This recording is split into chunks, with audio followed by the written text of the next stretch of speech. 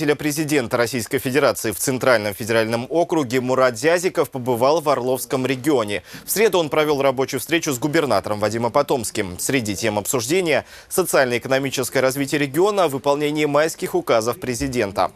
Это такая первая рабочая поездка после Нового года. Мы с губернатором обсудили вопрос социально-экономического развития. Итоги года, они хорошие, то есть такие вот позитивные. Еще раз посмотрели, как выполняются указы президента, то есть линейка эта, она тоже у нас таких больших тревог не вызывает, то есть они выполняются.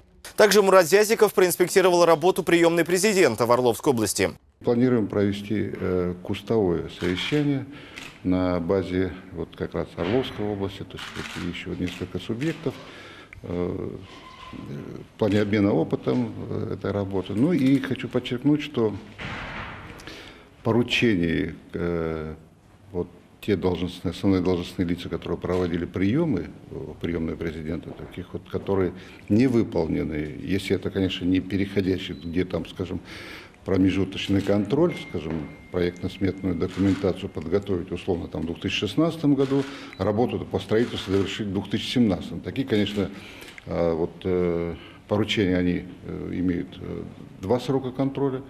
А по остальным все вовремя выполнено. Мы и это направление смотрим.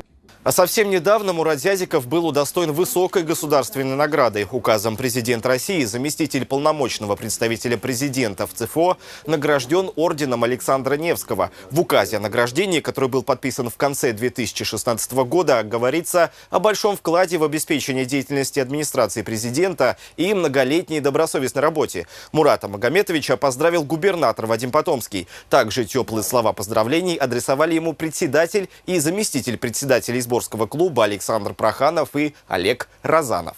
Сердечно поздравляем вас с награждением орденом Александра Невского. Уверены, что преданное служение на благо Отечества, профессиональные и волевые качества по праву достойны награды имени святого князя Александра Невского. Своим мужеством и упорством на занимаемых постах вы снискали славу государственного деятеля всероссийского масштаба. Заслужили уважение коллег и доверие народа. Имя Мурата Магометовича Зязикова золотыми буквами вписано в летопись российской истории в самые ее драматические моменты, когда целостность и суверенитет нашей Родины подверглись нападкам внешних и внутренних врагов.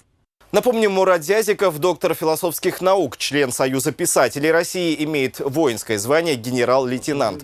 Награжден орденами за заслуги перед Отечеством, 2 орденами мужества, медалями, отмечен благодарностями президента. Телеканал «Первый областной» присоединяется ко всем поздравлениям.